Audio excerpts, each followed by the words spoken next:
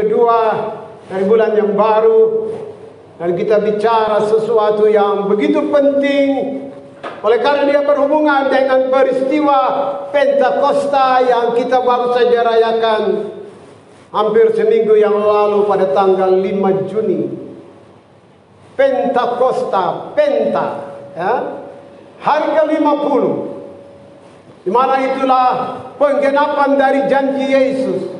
Waktu dia naik kembali ke sorga, dia bilang, aku akan minta kepada Bapa untuk mengirim seorang penolong yang akan menyertai kamu. Ya, kita sudah tahu cerita itu. Dia naik tanggal 26 Mei dan kita rayakan hari kenaikan Tuhan. 10 hari kemudian pencurahan Roh Kudus. Bapak Ibu, karena itu hari ini di seluruh GKI kita bicara di dalam sebuah tema besar, di mana menyembah Allah dalam roh dan kebenaran. Perhatikan, kita tidak dapat memahami Allah dengan pikiran manusia. Apalagi kita mencoba untuk mengerti tentang Allah dengan kemahakuasaan itu hanya dengan sebuah pengetahuan duniawi, pengetahuan manusia. Karena itu betapa penting percakapan Yesus dengan seorang perempuan Samaria yang kita baca hanya beberapa ayat, tetapi sebenarnya itu ada satu perikop yang menarik kalau kita baca dari ayat pertama sampai ayat yang terakhir.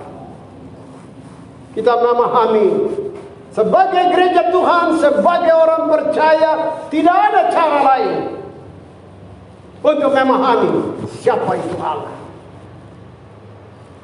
Dan memang tidak perlu sekolah pendeta, tidak perlu sekolah teologi yang tinggi, hanya untuk memahami Allah. Yang Allah butuhkan itu adalah hidup di dalam kepemimpinan Roh Kudus. Dan Roh Kudus itu dia tidak di mana-mana. Di dalam percakapan yang kita baca tadi, hanya ada dua hal yang sederhana sekali. Coba lihat ayat 21 tadi. Lihat Alkitab. Apa yang tadi dikatakan oleh Yesus? Ya. Kata Yesus kepadanya, percayalah kepadaku, hai perempuan. Ya, perhatikan Bapak Ibu. Percayalah kepadaku, hai perempuan. Dan yang berikut kemudian terjadi percakapan itu. Yesus bilang apa? Saatnya orang akan menyembah Allah di dalam roh dan kebenaran. Bapak Ibu, sebenarnya kitab Yohanes, ya, dari seluruh seluruh pasal, itu intinya ada di dalam pasal 20, ya, ayat 30 dan 31. Coba kita buka Alkitab Yohanes 20. Ya. Inilah inti dari kitab Yohanes. Coba saya baca ayat 30, Bapak Ibu baca ayat 31. Ya. Maksudnya Injil ini dicatat. Ya. Memang masih banyak tanda lain yang dibuat Yesus di depan mata murid-muridnya yang tidak tercatat dalam kitab ini. Sama-sama 31.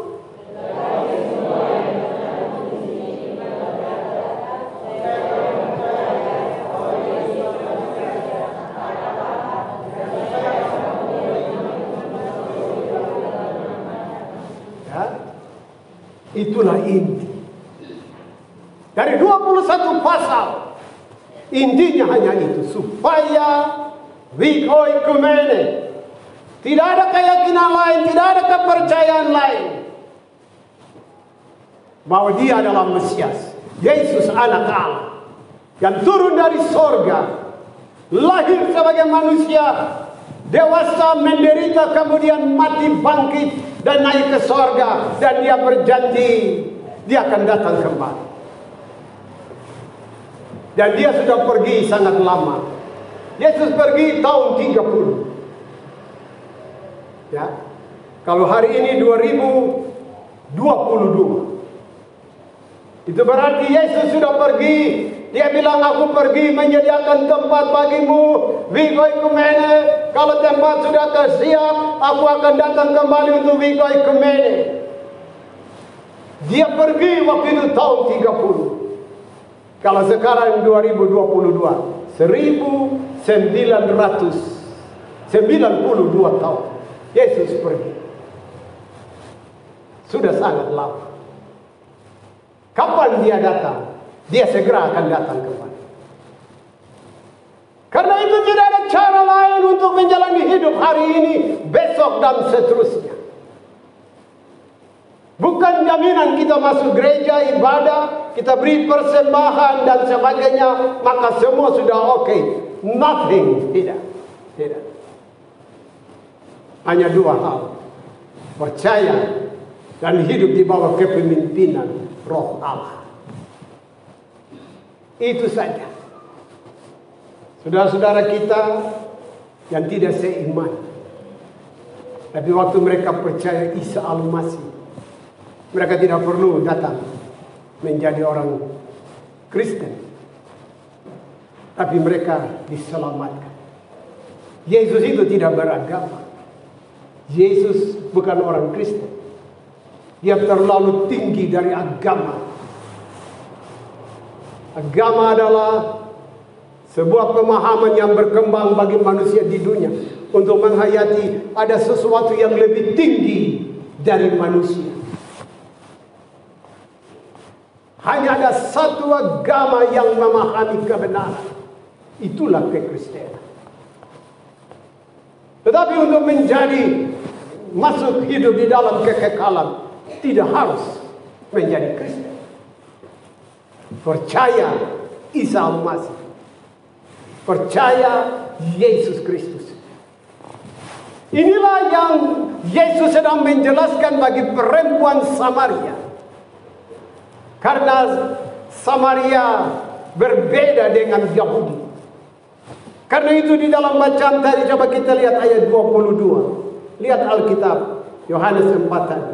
Kamu menyembah apa yang tidak kamu kenal. Kami menyembah apa yang kami kenal. Sebab, baca sama-sama, sebab keselamatan dari bangsa, karena melalui Yahudilah anak Allah dia lahir, kemudian dewasa, dan dia menyatakan keselamatan dengan menderita, mati, dan bangkit. Ya. Bapak Ibu, mari kita tangkap sesuatu untuk menjalani kehidupan ke depan yang kita tidak tahu kapan hidup ini berakhir. Tetapi yang paling mendasar yang harus kita mengerti adalah ayat 24. Lihat Alkitab. Allah itu roh. Dan barang siapa menyembah dia, harus menyembahnya dalam roh dan kebenaran. Ya? Kalau ada roh yang tinggal di dalam saudara dan saya, kita dapat mengerti kebenaran. Ya? Tadi dalam percakapan Yesus dengan perempuan Samaria, ya, Yesus bilang apa? Tidak lagi, ya, tidak lagi di gunung ini, di gunung sana, atau di Yerusalem. Oh tidak, tidak. Kalau begitu di mana? Nah, ini yang harus kita paham. Kalau yang kita baca ini peristiwa hampir 2000 tahun yang lalu, tetapi hari ini semua sudah tidak berlaku. Mengapa? Karena roh itu dia ada di dalam setiap Bapak ini. Jadi tidak perlu harus cari di mana ada roh itu. Roh itu dia ada di dalam kita. Mari buka 1 Korintus pasal 6. Coba buka. 1 Korintus pasal 6. Ini yang Yesus maksudkan dengan di mana-mana. Ya. tidak lagi harus di gunung, tidak lagi harus di Yerusalem, tetapi mari kita lihat. Saya baca ayat 19, Bapak Ibu baca ayat 20 dari 1 Korintus pasal 6 ayat 19. Atau tidak tahukah kamu bahwa tubuhmu adalah bait Roh Kudus yang diam di dalam kamu, Roh Kudus yang kamu peroleh dari Allah, dan bahwa kamu bukan milik kamu sendiri. Sama-sama 20.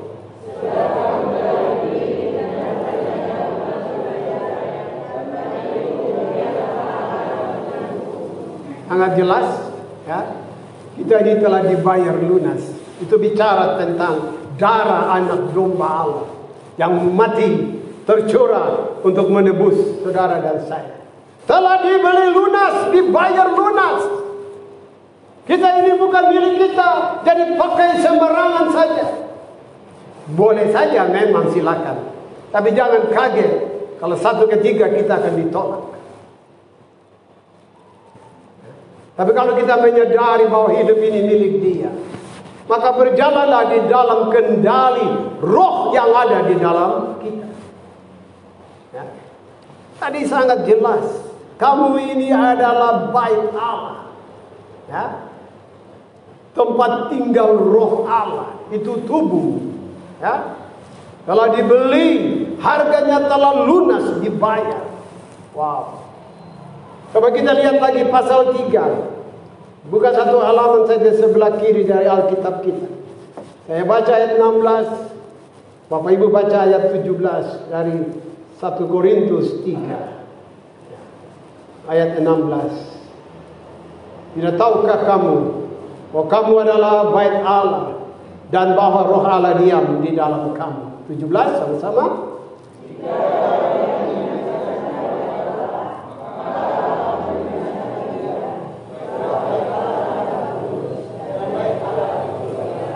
Amin. Jaga. Ini kudus.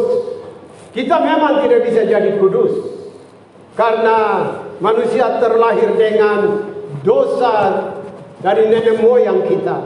Tetapi darah Yesus yang tercurah di kayu salib, Dia menguduskan saudara dan saya. Dan karena itu, kita yang iman dan percaya bahwa Dia adalah Mesias, anak Allah, maka Dia berkenan tinggal di dalam kita. Bapa, Anak, Roh, ini Tritunggal. Di surga itu ada Bapa dan Anak. Di dunia ini Roh.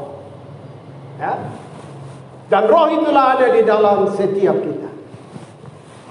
Sudah dibeli. Hidup ini telah dibayar lunas. Karena itu dikatakan jagalah, ya. Ini cukup keras, ya. Ayat 17 ini. Jika ada orang yang membinasakan bait Allah, maka Allah akan membinasakan dia. Sebab bait Allah adalah kudus, dan bait Allah itulah kamu. Sebagai pendeta tentu tidak harus menakut-nakuti, tetapi Alkitab sangat jelas, jernih. Ya, jaga ini. Saudara lihat perempuan Samaria yang di dalam percakapan dengan Yesus, di dalam bacaan Yohanes pasal 4, waktu Yesus ngomong dengan dia, Yesus bilang, panggil suamimu. Dia bilang, aku tidak punya suami. Yesus bilang, benar, kau tidak punya suami, karena kau punya suami ada 5. Dan hari ini kau tinggal dengan suami yang bukan suamimu. Dia terkejut. Ini perempuan Samaria tidak mengalami keselamatan. Tetapi dengan peristiwa percakapan itu, ya, dia mengerti. Karena itu di dalam percakapan, nanti Bapak Ibu baca perikop ini di rumah, supaya kita mengerti seluruh jalan peristiwa percakapan di samping sumur Yakub. Waktu Yesus, ya, mengingatkan dia, kau punya suami 5. Ya. Dari situlah dia sadar, ini orang ini bukan sembarangan. Coba lihat ayat 18 dari Yohanes 4 tadi. Coba lihat ayat 18. Ya. Kita baca sama-sama ayat 18. 3. Sebab engkau sudah mempunyai 5 suami, dan yang ada sekarang padamu bukanlah suami. Dalam hal ini engkau berkata benar. Jadi Yesus bilang benar. Ya, tapi disitulah perempuan ini dia mulai menyadari kalau dia ini seorang nabi. Ya maklumlah, masa lalu orang pikir nabi belum mengerti tentang juru selamat. Ya, karena itu Yesus ditolak. Ya, karena mereka bilang bagaimana mungkin anak seorang tukang kayu baru mengaku sebagai Mesias. Itu tidak. Wong kita hidup dengan dia sama-sama. Bapak Ibu kalau baca Alkitab memang misteri ya. Dia lahir, Alkitab menulis 8 hari di sunat, Alkitab menulis ya. Kemudian Alkitab tidak menulis, hilang. 12 tahun kemudian Alkitab menulis, kemudian hilang. Muncul 30 tahun, 18 tahun Yesus masih di dunia, tetapi tidak dicatat di dalam Alkitab ya. Dan itu misterinya Allah. Inilah yang harus kita paham. Mengapa kita harus menyembah Allah di dalam roh dan kebenaran? Karena Allah itu roh. Tidak bisa kita mengukur dan menyembah dia dengan pikiran. Dan tidak perlu khawatir. Sebab di dalam setiap Bapak Ibu Saudara ada Allah, ada roh. Tadi kita sudah baca 1 Korintus 6, 1 Korintus 3. Ya. Yakinlah. Ya. Dan karena itu tadi Alkitab mengajar kita jaga. Baik. Ya. Pada waktu kita mandi, sebenarnya kita sedang pel rumah baik itu kita sapu bersih. Kalau sudah lama setahun, sudah mulai ada lawa-lawa atau catnya sudah mulai kita cat, sebenarnya kita sedang menjaga bait Allah. Ya, makanya tidak sembarangan kita hidup sembarang, ya tidak perhatikan kesehatan dan sembarang. Rumah itu dia jadi rumah rongsok. Ini rumah yang jalan-jalan, bait Allah yang jalan. Ini sebuah bait Allah. Luar biasa. Kalau orang Kristen memahami kekristenan di dalam standar ilahi, luar biasa. Tidak usah jauh-jauh. Kota Jayapura mungkin ada damai, sejahtera, sukacita. Ya. Begitu ada orang yang kelaparan, itu bait Allah yang sedang apa? Mungkin bocor, mungkin kayunya sudah lapuk. Waktu ada orang kelaparan, ya, orang yang punya kelebihan berkat, dia melihat waktu dia datang, ya, dia menopang dengan memberi beras, memberi 1-2 rupiah untuk ada bahan makanan. Sebenarnya itu ibarat tukang datang, mari kayu ini kita ganti, pasang kayu baru supaya rumah ini dia kokoh kembali. Itu cara berpikir kalau ini adalah rumah Allah, bait Allah. Tapi kalau kita masa bodoh dengan keadaan orang lain, kita tidak sedang menjaga bait Allah. Bapak Ibu Saudara kekasih Tuhan, mari pulang dari persekutuan ini untuk lebih sungguh-sungguh memahami bagaimana hidup yang sesungguhnya kita harus jalani. Saudara perhatikan di dalam bacaan kita tadi sampai ayat 26. Ya? Tetapi kalau kita baca terus, sesudah peristiwa wanita Samaria, dia mengakui Yesus adalah Mesias. Dia pulang masuk kampung, masuk kota Samaria. Yang mulai menceritakan, coba lihat. Ya? Ayat 28, lihat Alkitab Yohanes 4 tadi. Maka perempuan itu meninggalkan tempayannya di situ, lalu pergi ke kota dan berkata kepada orang-orang di situ. Ayat 29, baca sama-sama. Mari lihatlah di sana, ada seorang yang mengatakan kepadaku, segala sesuatu yang telah kuperbuat, mungkinkah dia Kristus itu? Ya. Ayat 30, maka mereka pun pergi keluar kota lalu datang kepada Yesus. Ya. Ayat 39, baca sama-sama 3. Dan banyak orang Samaria dari kota itu telah menjadi percaya kepadanya karena perkataan perempuan itu, yang bersaksi, ia mengatakan kepadaku segala sesuatu yang telah kuperbuat.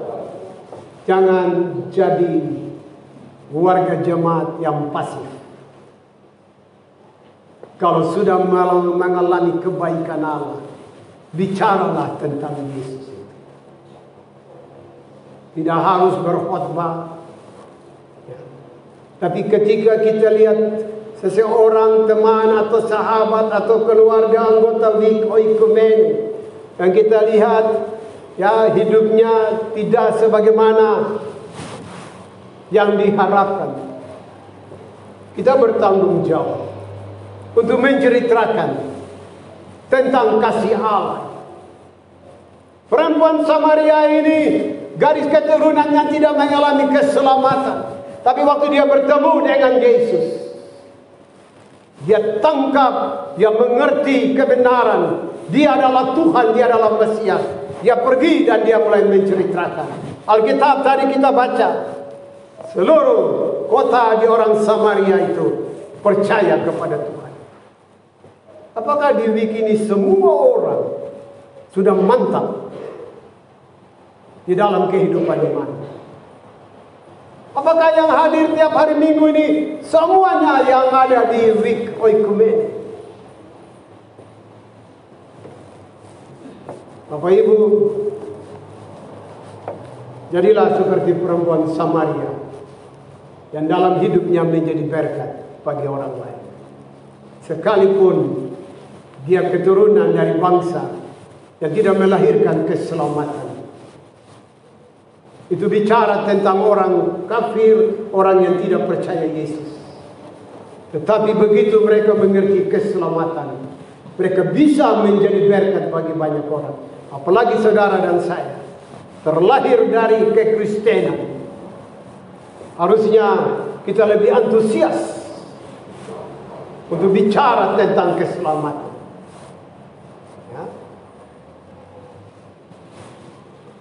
Saya menemukan satu gambaran surat.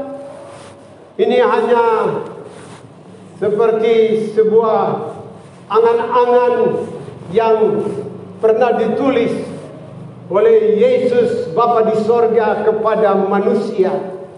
Saya mau baca. Kepadamu anakku yang kukasihi, engkau menyebutku Tuhan, tetapi engkau tidak melayani. Engkau menyebutku juru selamat, tetapi engkau tidak mengandalkanku. Engkau menyebutku raja, tetapi engkau tidak menghormatiku. Engkau menyebutku gembala, tetapi engkau tidak mau ku gembalakan. Engkau menyebutku jalan, tetapi engkau tidak mengikutiku. Engkau menyebutku kebenaran, tetapi engkau tidak percaya kepadaku. Engkau menyebutku terang, tetapi engkau tidak melihat aku. Engkau menyebutku sahabat, tetapi dalam banyak hal engkau menyembunyikan sesuatu dari aku.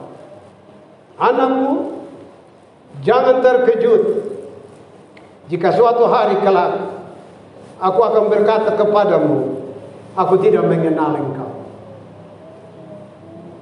Amin. Jadilah anak yang mengenal Bapa. Amin.